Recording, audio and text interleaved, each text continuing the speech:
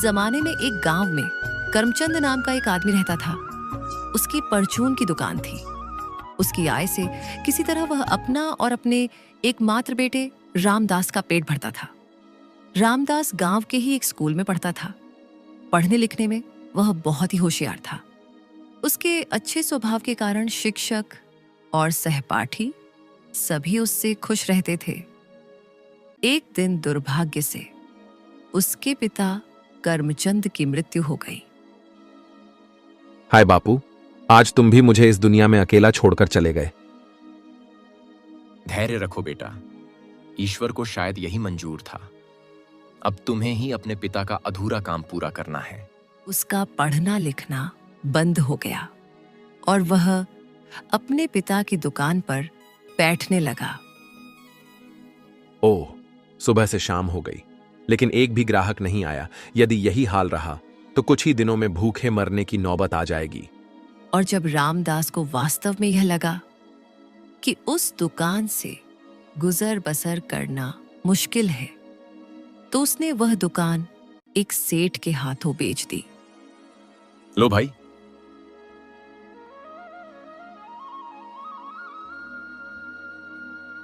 चाहो तो गिन लो, में पूरे 200 रुपए हैं। मुझे आप पर पूरा विश्वास है सेठ जी। इन रुपयों से मैं परदेश में जाकर कोई छोटा मोटा धंधा आरंभ करूंगा।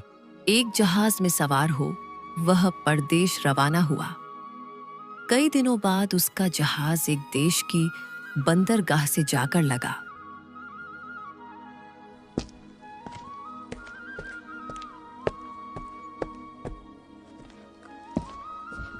सबसे पहले मुझे यहाँ के बाजारों का निरीक्षण करना चाहिए, उसके बाद ही कोई धंधा आरंभ करना ठीक रहेगा। रामदास ने वहां के कई बाजारों का निरीक्षण किया। ओह, यहां तो बड़ी महंगाई है। मेरे पास जितने रुपए हैं उससे तो कोई भी धंधा आरंभ नहीं किया जा सकता। काफी सोचने विचारने के पश्चात उसने एक बाजार में एक दुकान किराए पर ली और उस पर एक बड़ा अजीब साइन बोर्ड टांग दिया। अब ठीक है, आज से मैं अक्ल का ही व्यापार करूंगा। बाजार में से फेरी वाले भी बहुत आते जाते रहते थे। फेरी वालों द्वारा अपना सामान बेचने के लिए अपनाया ढंग रामदास को बहुत पसंद आया। अतः दूसरे दिन से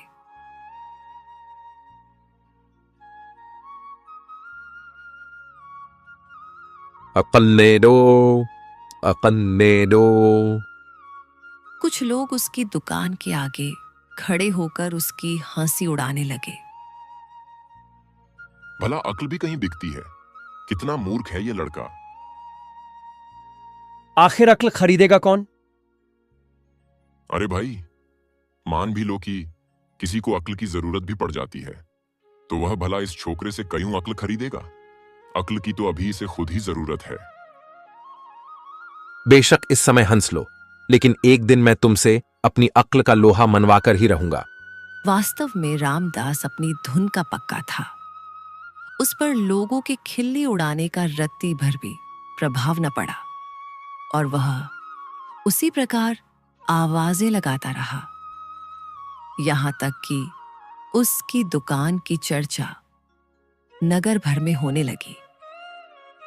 अरे भाई, तुम्हें पता है कि आजकल हमारे शहर में एक अक्ल का व्यापारी आया हुआ है? हाँ भाई पता है, लेकिन ऐसा व्यापारी मैं जीवन में पहली बार देख और सुन रहा हूं। भाई, यदि मुझे कभी अक्ल की जरूरत पड़ी तो मैं उसके पास जरूर जाऊंगा। इन कुछ दिनों में एक आध व्यक्ति ही हंसी करने के विचार से आए और आने दो आने की अक्ल मोल भी ले गए, परंतु रामदास हताश नहीं हुआ। सप्ताह भर में केवल 2 रुपये की दुकानदारी हुई है, लेकिन चिंता नहीं, एक न एक दिन मेरा काम जरूर चल निकलेगा। उसी नगर में एक ब्राह्मण रहता था।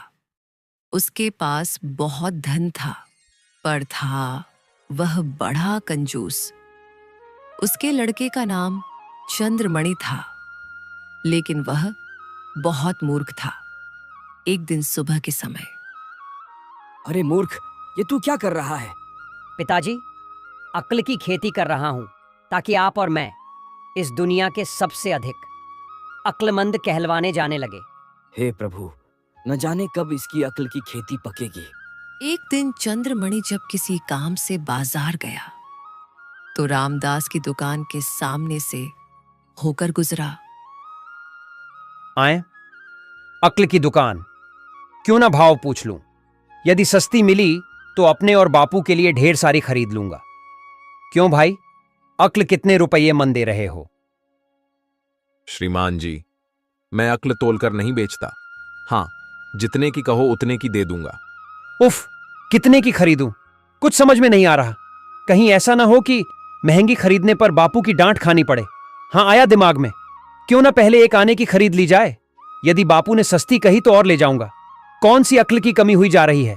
चंद्रमणि ने एक एक कन्नी निकालकर तुरंत रामदास को दी। लो भाई, फिलहाल मुझे एक आने की ही अक्ल दे दो। जरूरत पड़ी तो फिर ले जाऊंगा। ठीक है, जैसा तुम उचित समझो। रामदास ने इकन्नी अपने गल्ले में डाली और चंद्रमणि की ओर एक कागज बढ़ा दिया।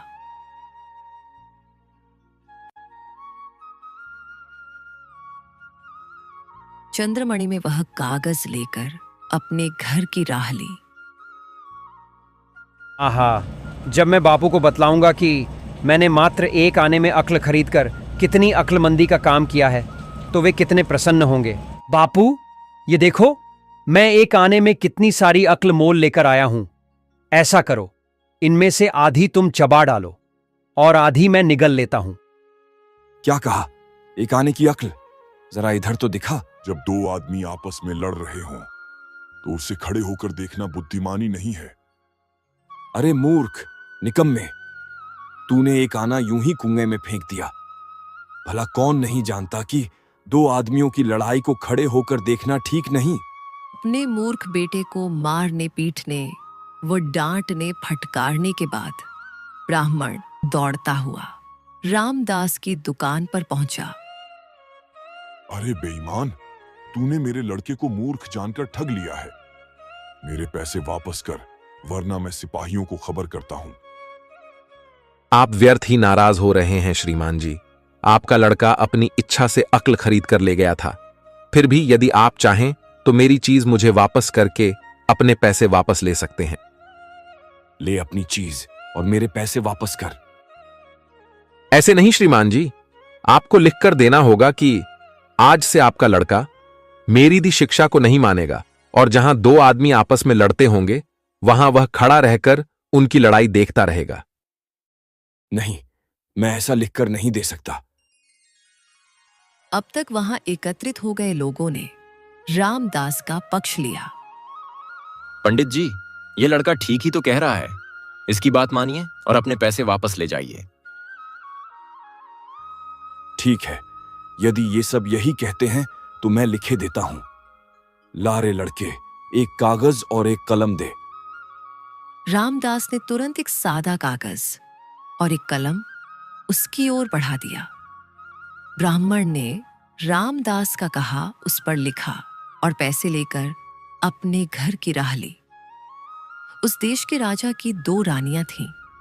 एक दिन दोनों रानियों की दासी साग भाजी खरीदने बाजार में गई। आहा, वह तरबूज कितना हरा और पका हुआ है। रानी जी खाकर बहुत खुश होंगी। मुझे पहले उसे ही खरीदना चाहिए। अरे भाजी वाले, ये तरबूज कितने का दिया? केवल 2 आने का बहन जी। लाओ, इसे मुझे दो।